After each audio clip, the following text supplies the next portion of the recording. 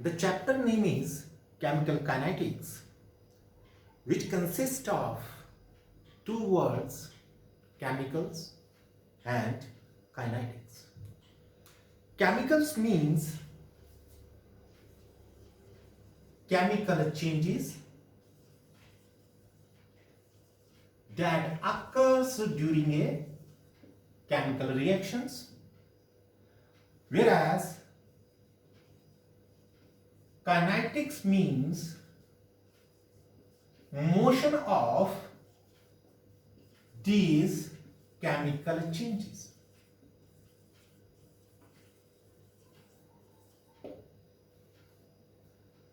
यहां पर मोशन का मतलब यह नहीं है कि आपने एक रिएक्शन पोर्ट लिया और उसको प्लेस ए पे रख दिया और उस रिएक्शन पोर्ट में एक रिएक्शन कैरी किया।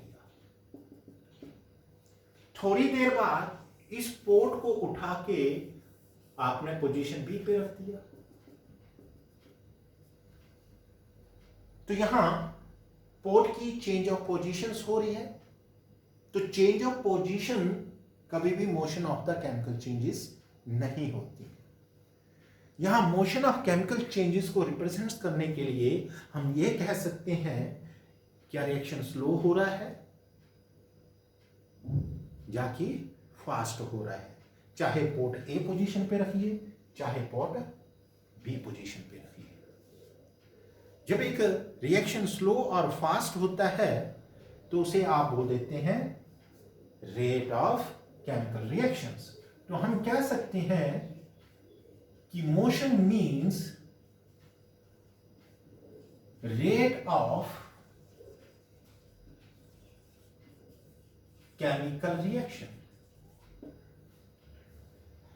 Chemical reaction we have studied in class 10. Now we have to know about rate. To understand the rate, suppose that कि आप एक शॉप पे खड़े हैं और आपने शॉप वाले से पूछा कि शुगर किस प्रकार केजी है, तो उसने आंसर दिया 40 रुपीज पर केजी। तो यहां पर ये जो पर है ये डिवाइड को रिप्रेजेंट्स कर रहा है। 40 रुपीज और केजी फिजिकल क्वांटिटी को रिप्रेजेंट्स कर रही है। जब दो फिजिकल क्वांटिटी को डिवाइड किया जाता है तो उसे हम रेट कह देते हैं। तो हम कह सकते हैं what is rate? Rate is equal to first physical quantity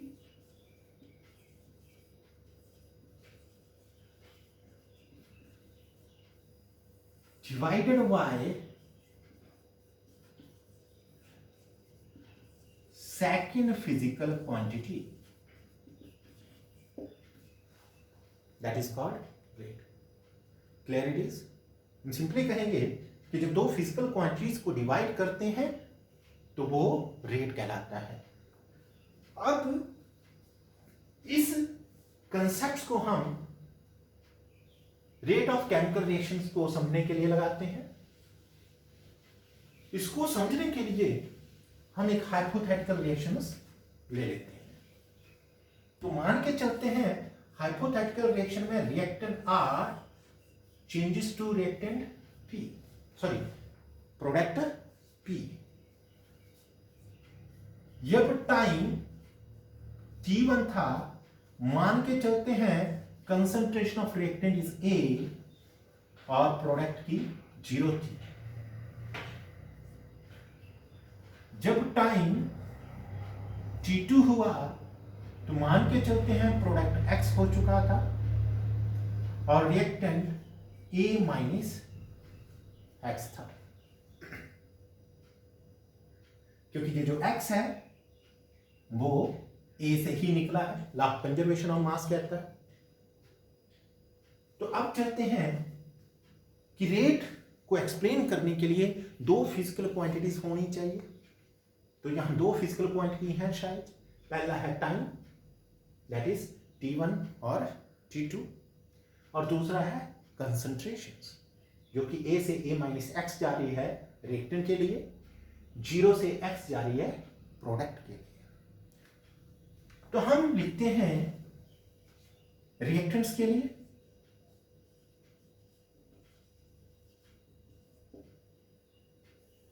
जब रिएक्टेंट के लिए लिखते हैं तो आपको पता है चेंज कैसे लिखते हैं, फाइनल माइनस इनिशियल। तो फाइनल क्या है, A माइनस एक्स, वो मैंने यहां लिख दिया, और इनिशियल क्या है A, वो माइनस कर दिया। इसी प्रकार नीचे टाइम, फाइनल टाइम है T2 और इनिशियल टाइम है T1। A से A कट गया, आपके पास बचा माइनस एक्स अपॉन से T, T2 माइनस T1 को क्या मान लिया, T। तो यहां देखिए x कंसंट्रेशन है और T टाइम है, दोनों ही फिजिकल क्वांटिटी है, इसलिए ये क्या कहलाया, रेट ऑफ केमिकल रिएक्शन। इसी प्रकार प्रोडक्ट में जाते हैं, प्रोडक्ट की फाइनल कंसंट्रेशन x है और इनिशियल 0 है, तो प्रोडक्ट्स के लिए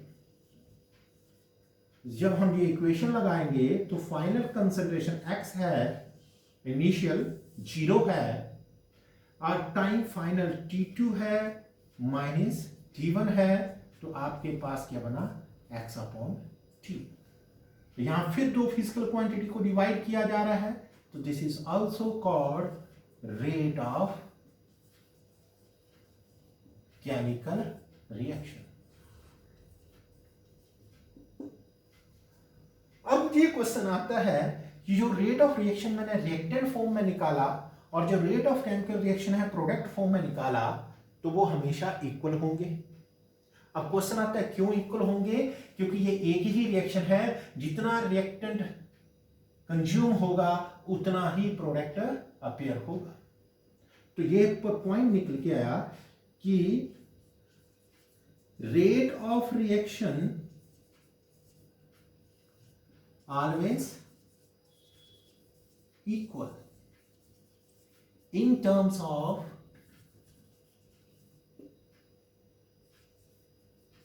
reactant और प्रोडक्ट।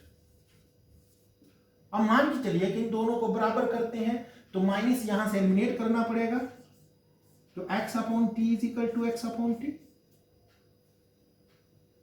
माइनस को हटा दिया तो बराबर हो गए, तो यहां से क्या निकला कि रेट हमेशा पॉजिटिव होते हैं। तो यहां से सेकंड पॉइंट एक और निकला कि rate of reaction is always positive. ये पॉइंट लिखते ही हमारे माइंड में क्वेश्चन आता है, तो फिर माइनस और यहां प्लस, ये प्लस है कि यहां माइनस और प्लस का लगाने की क्या इंपॉर्टेंस थी। तो हमारा पॉइंट बना importance of plus and negative sign. So see here, minus sign कहां पर लगा है, रिएक्टेंट के केस में, और प्लस साइन कहां लगा है, प्रोडक्ट के केस में। इस रिएक्शन पे आ जाइए, रिएक्टेंट की कंसंट्रेशन A थी और वो A माइनस एक्स में हो गई, मतलब इंक्रीज हो रही है जाके डिक्रीज हो रही है। तो हम यहां देख रहे हैं, यहां तो माइनस कर रहे हैं, तो ये क्या हो रही है, डिक्रीज हो रही है। और जब हम प्रोडक्ट में देखते हैं तो पहले 0 थी, अब क्या होगा, x है, तो मतलब इंक्रीज हो रहा है। तो इंपॉर्टेंस ऑफ प्लस साइन क्या है कि प्लस साइन हमें बताता है, indicates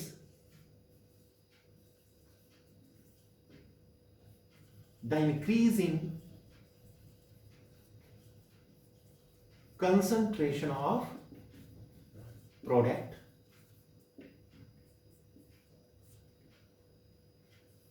or minus sign indicates the decreasing concentration of reactant.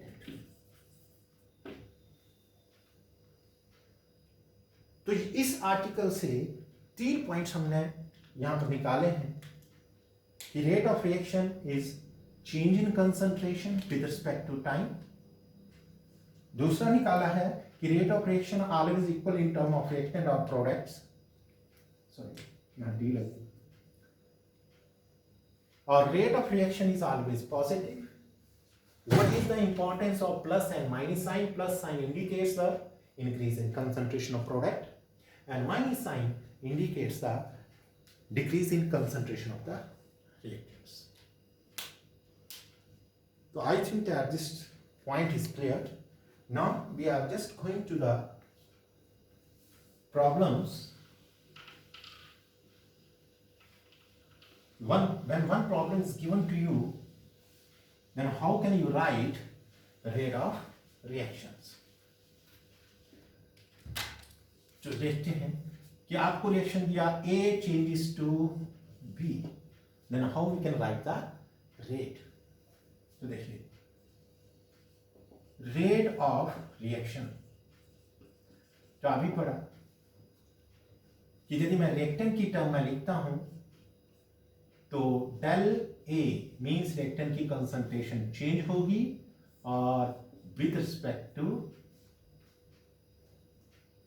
Time होगी, और आगे माइनस साइन लगेगा। क्यों लगेगा? क्योंकि कंसंट्रेशन रिएक्टेंट डिक्रीज होती है। और rate of reaction in term of product लिखें तो प्रोडक्ट बी है तो प्रोडक्ट की कंसंट्रेशन इंक्रीज होती है इसलिए प्लस लगाएंगे, और del B upon del T लिखें। तो हमने ये rate of reaction for this expression लिख दिया। अब मैं एक और एक्सप्रेशन लिख रहा हूं, सॉरी एक और रिएक्शन लिख रहा हूं। अब आपको उसका आंसर लिखना है। तो क्या क्वेश्चन है? ए plus A B into B, C into capital C, small d into capital D. This is the Canker reactions. अब इसका आप रेट ऑफ रिएक्शन लिखें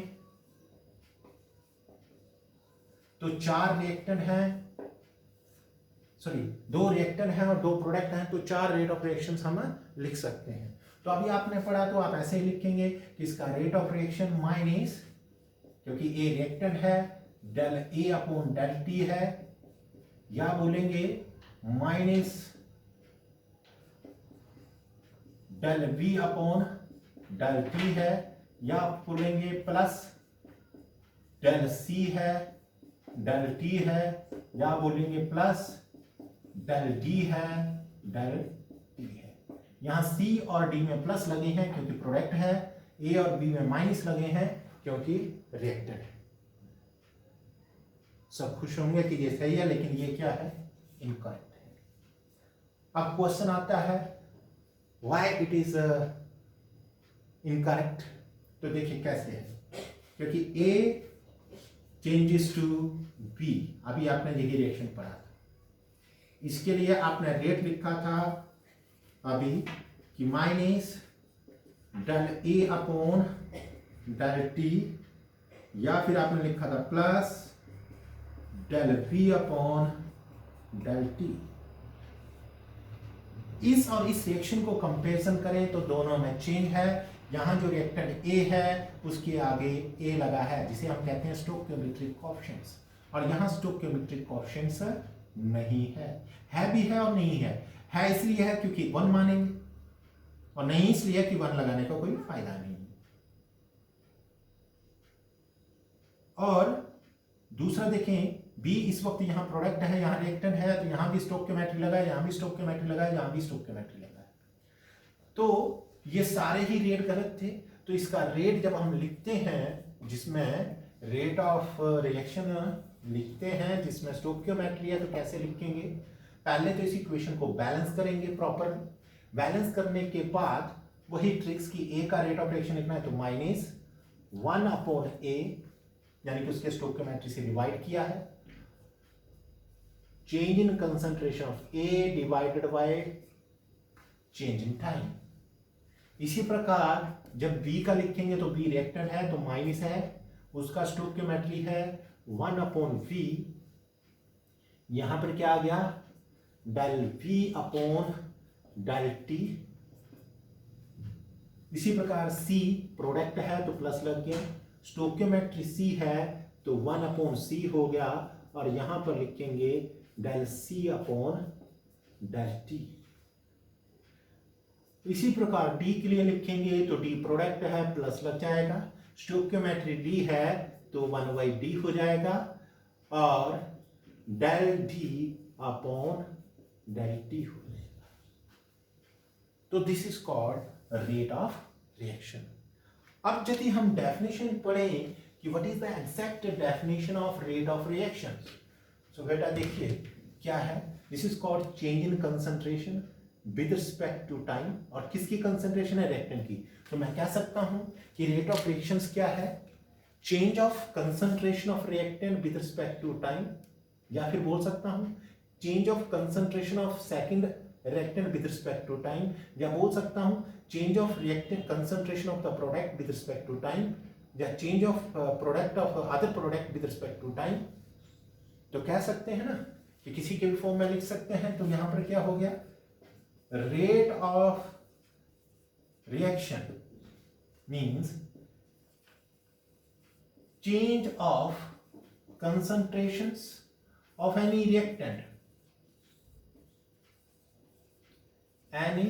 reactant or product with respect to time divided by a stoichiometric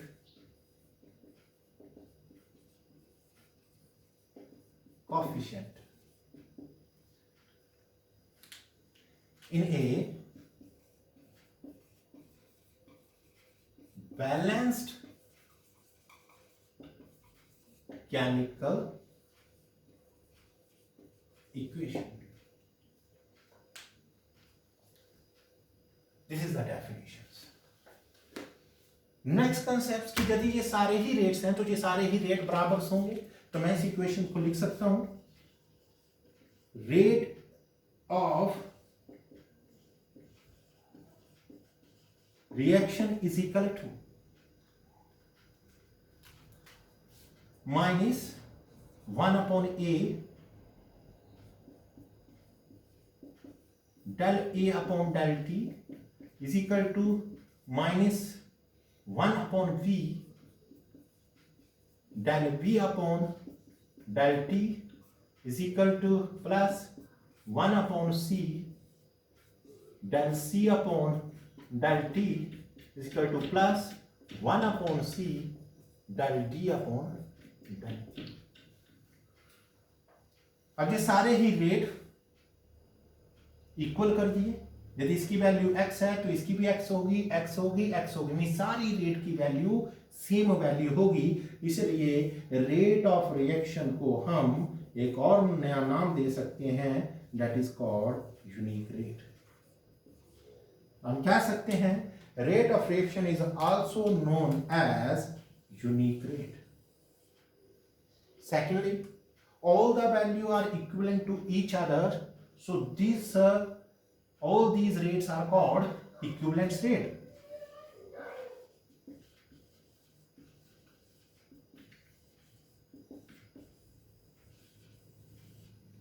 तो इसको आप equivalent rates भी कह सकते हैं, और इस पूरे एक्सप्रेशन को आप इक्विवेलेंस रेट इक्वेशंस कह सकते हैं।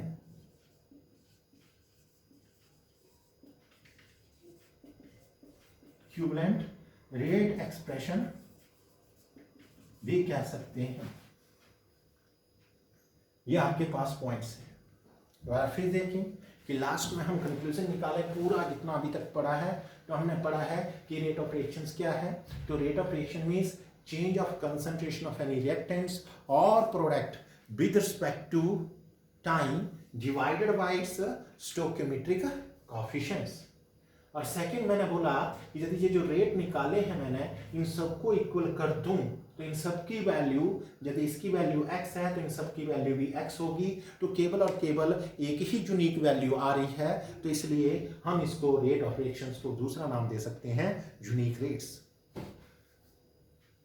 और सेकेंडली कि this rate of reaction is also called equivalent rates, क्योंकि ये वाले रेट सारे बराबर किए गए हैं, रिलेटिव रेट्स को बराबर किया गया है, तो ये जो रिलेटिव रेट्स हैं इनको हम इक्विवेलेंट रेट्स बोल देंगे। और इस पूरे एक्सप्रेशन को, रेट एक्सप्रेशन को इक्विवेलेंट रेट एक्सप्रेशन कह देंगे। और फिर बता रहा हूं कि माइनस डिक्रीज इन कंसंट्रेशंस है रिएक्टेंट की, और प्लस इंक्रीज इन कंसंट्रेशन है प्रोडक्ट्स की, और रेट ऑफ रिएक्शन हमेशा ही पॉजिटिव होता है।